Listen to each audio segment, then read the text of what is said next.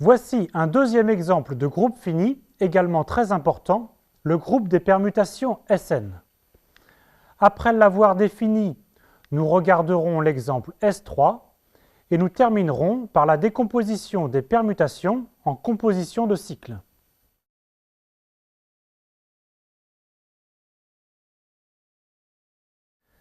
Fixons un entier n plus grand que 2. Nous considérons toutes les bijections qui vont de l'ensemble 1, 2 jusqu'à n dans 1, 2 jusqu'à m. Comme l'ensemble de départ et d'arrivée sont les mêmes, on peut composer deux bijections. Alors, l'ensemble de ces bijections, muni de la loi de composition des fonctions, est un groupe noté Sn rond. Une bijection de 1, 2 jusqu'à n dans lui-même s'appelle une permutation, et le groupe Sn rond s'appelle le groupe des permutations, ou aussi le groupe symétrique.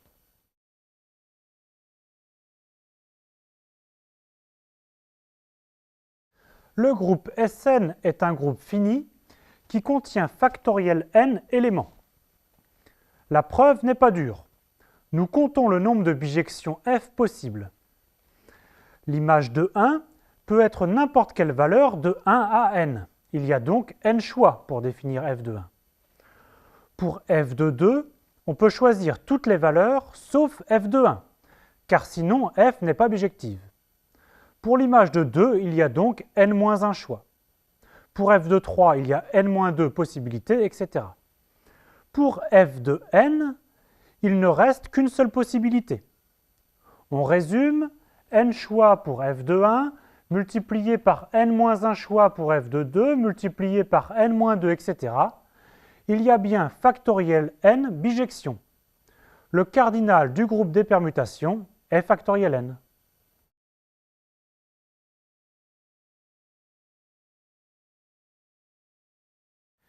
Définir une permutation f équivaut à se donner les images f de 1, f de 2 jusqu'à f de n. Nous noterons une permutation comme un tableau à deux lignes. Sur la première ligne, les éléments de 1 à n. Et sur la deuxième ligne, au-dessous de 1, on écrit f de 1, au-dessous de 2, on écrit f de 2, etc. Pour cet exemple, n égale 7, et ce tableau définit bien une permutation f de S7, c'est-à-dire une bijection des entiers de 1 à 7 à valeur dans les entiers de 1 à 7. Sur la ligne du haut, les éléments de 1 à 7, et en bas, leur image par f. Ici, on lit donc f de 1 est égal à 3, f de 2 est égal à 7, f de 3 est égal à 5, f de 4 est égal à 4, etc. Il est essentiel que l'on retrouve sur la ligne du bas exactement tous les entiers de 1 à 7, pas nécessairement dans l'ordre, bien sûr, car f est une bijection.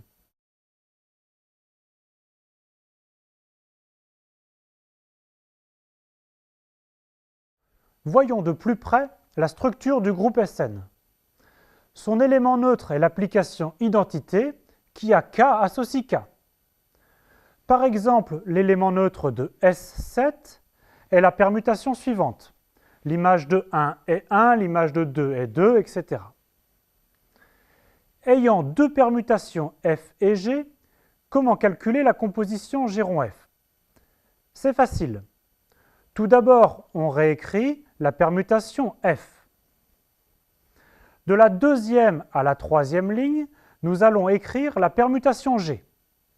Attention, il faut bien associer à chaque élément son image.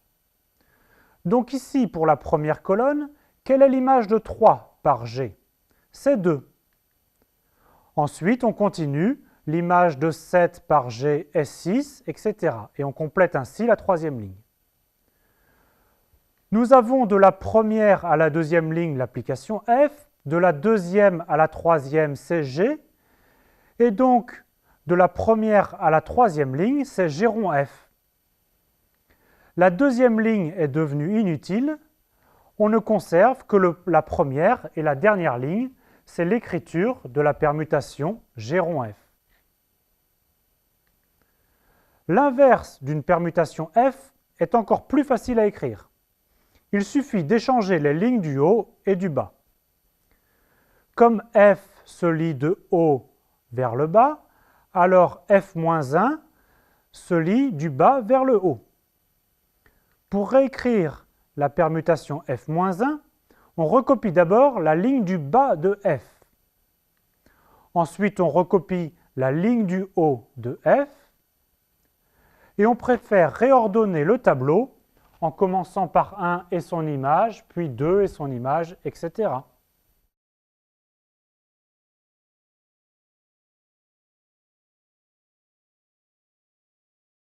Nous allons regarder le groupe S3 de plus près.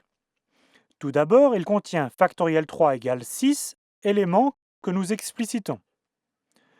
Tout d'abord, l'identité. Ensuite, la permutation taux1 qui envoie 1 sur 1, 2 sur 3 et 3 sur 2. De même, taux2 qui fixe 2 et échange 1 et 3. Et taux3 qui fixe 3 et échange 1 et 2. Ensuite, nous notons sigma, la permutation qui envoie 1 sur 2, 2 sur 3 et 3 sur 1.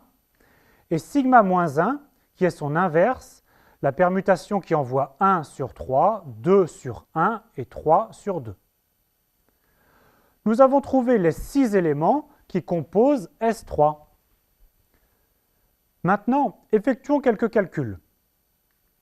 Calculons la composition taux1 rond sigma. On écrit sigma en haut, taux1 en bas, et on supprime la ligne intermédiaire. C'est la permutation qui à 1 associe 3, à 2 associe 2 et à 3 associe 1. La permutation obtenue est donc taux2. Par contre, si l'on calcule sigma rond taux1, alors la permutation obtenue échange 1 et 2 et fixe 3. C'est donc taux3. Ainsi, taux1 rond sigma et sigma rond taux1 sont deux permutations différentes. Le groupe S3 n'est donc pas un groupe commutatif. Le même exemple prouve qu'en général, pour n plus grand que 3, le groupe Sn n'est pas commutatif.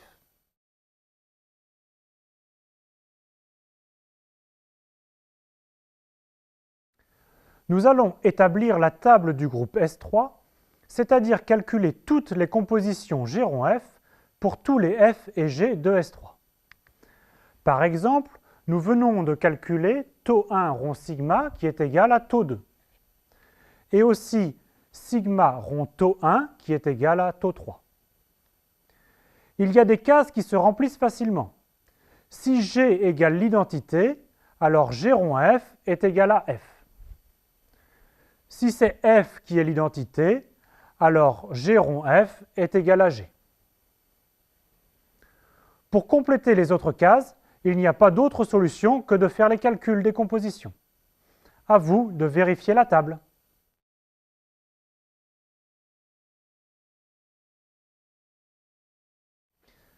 Relions le groupe S3 à un problème géométrique. Partons de A, B, C, un triangle équilatéral. On cherche toutes les isométries du plan qui envoient le triangle sur lui-même. Ce sont les applications bijectives qui conservent les distances et qui envoient un sommet du triangle sur un sommet, pas nécessairement le même. Essayons de déterminer ces isométries. Il y a bien sûr l'identité qui envoie A sur A, B sur B et C sur C. Il y a la rotation S de centre O et d'angle plus de pi sur 3. Elle envoie A sur B, B sur C et C sur A. Il y a son inverse, S-1, qui est la rotation d'angle moins de pi sur 3. N'oublions pas les réflexions. La réflexion T1 d'axe D1 envoie A sur A et échange B et C. Il y a aussi les réflexions d'axes D2 et D3. Ces 6 isométries ont une structure de groupe. L'élément neutre est l'identité. La composition d'une rotation et d'une réflexion est une autre réflexion. L'inverse de la rotation d'angle plus 2π/3 est la rotation d'angle moins 2π/3 et une réflexion est son propre inverse. Ce qui est encore remarquable, c'est que ce groupe est isomorphe à S3. La preuve s'effectue en construisant directement l'isomorphisme. On envoie la réflexion T1 sur la permutation τ1, on envoie T2 sur τ2 et T3 sur τ3. Et on envoie la rotation S sur la permutation sigma et S-1 sur sigma-1. Cela donne une nouvelle vision du groupe des permutations S3. C'est aussi le groupe des isométries d'un triangle équilatéral.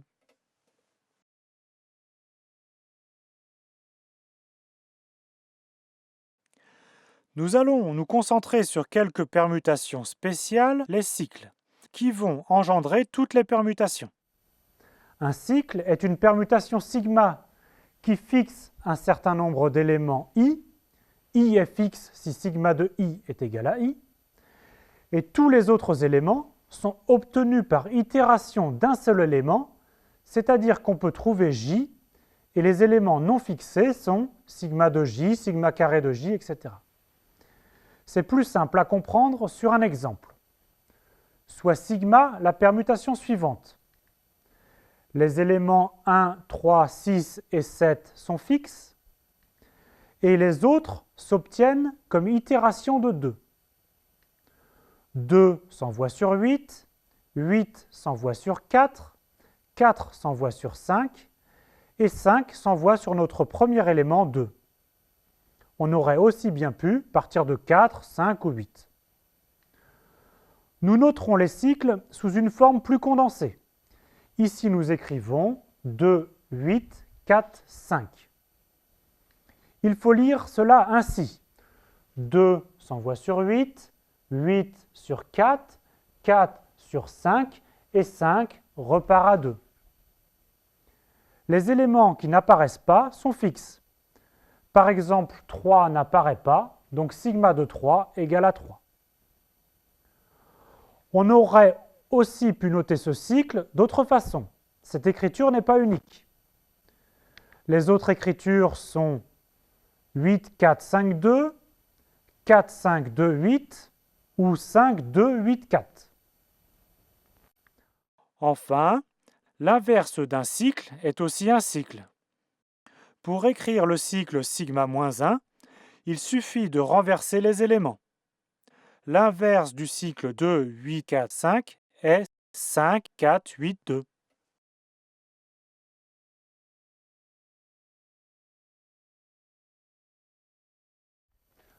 Encore quelques définitions. Le support d'un cycle sont les éléments qui ne sont pas fixes. La longueur ou l'ordre d'un cycle est le nombre d'éléments qui ne sont pas fixes. C'est donc le cardinal du support. Par exemple, le support du cycle 2, 8, 4, 5 est donc l'ensemble 2, 4, 5, 8. Ce cycle est de longueur 4. Nous avons déjà rencontré des cycles. Par exemple, cette permutation sigma est le cycle 1, 2, 3 qui est de longueur 3. Il n'a pas d'élément fixe. Par contre, la permutation suivante fixe 1 et fixe 3. Les éléments 2 et 4 sont échangés. C'est donc le cycle 2-4, de longueur 2. Les cycles de longueur 2 s'appellent des transpositions. Attention, toutes les permutations ne sont pas des cycles. Par exemple, la permutation f suivante n'est pas un cycle. Partons de l'élément 1. Il s'envoie sur 7 et 7 s'envoie sur 1. Mais les autres éléments ne sont pas tous fixes. Par exemple, 3 s'envoie sur 5, qui s'envoie sur 6 et retour à 3. Les éléments 2 et 4, eux, sont fixes. On a en fait réalisé f sous la forme de composition de deux cycles. le cycle 1, 7 et le cycle 3, 5, 6. Les supports des deux cycles 1, 7 et 3, 5, 6 n'ont pas d'éléments communs, alors on a aussi l'égalité F égale à 3, 5, 6, rond 1, 7.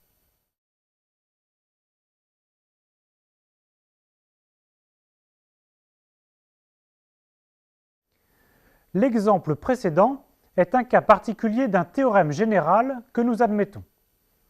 Toute permutation de Sn se décompose en composition de cycles à support disjoint.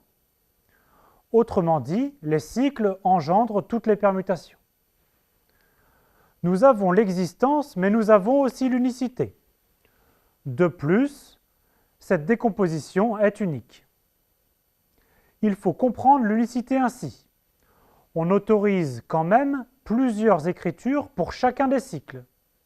Par exemple, 3, 5, 6 et 5, 6, 3 sont deux écritures possibles du même cycle. On autorise aussi de changer l'ordre de composition des cycles.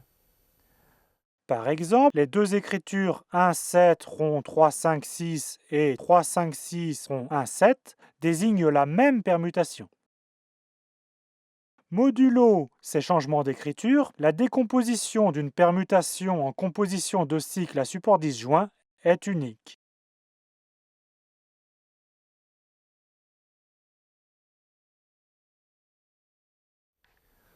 Voyons comment trouver cette décomposition sur la permutation F que voilà. On part de 1, il s'envoie sur 5, qui s'envoie sur 3, et on retourne à 1. On a donc le premier cycle 1, 5, 3. Prenons l'élément suivant qui n'est pas encore apparu, c'est 2. 2 s'envoie sur 2, on ne notera pas les éléments fixes. On prend l'élément suivant, c'est 3, mais il est déjà apparu dans notre premier cycle. L'élément suivant est 4.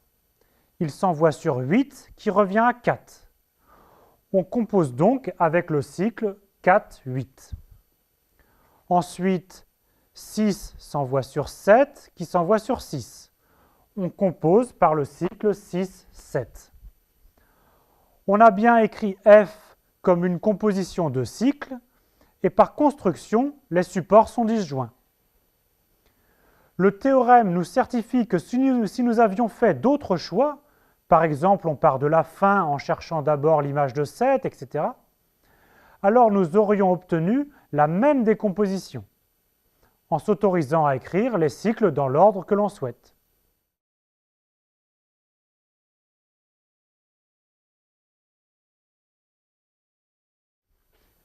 Attention, le fait que les supports soient disjoints est crucial. Si l'on écrit des compositions de cycles et que les supports ont des éléments en commun, alors cela ne commute plus. Par exemple, soit G la permutation définie comme le produit des deux cycles que voilà. Ceci n'est pas la décomposition du théorème. En effet, les cycles ont l'élément 2 en commun. Calculons cette permutation. On superpose les permutations correspondant aux deux cycles. On supprime la ligne du milieu. Cette permutation est le cycle 1, 2, 3, 4. C'est bien 1, 2, 3, 4 qui est la décomposition en composition de cycles à support disjoint de G. Même chose avec H.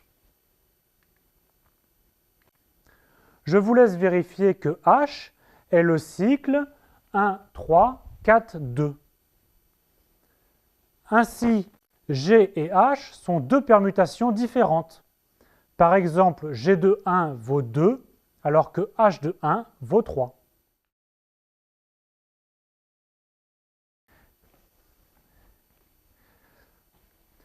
Comme d'habitude, nous terminons par les mini-exercices.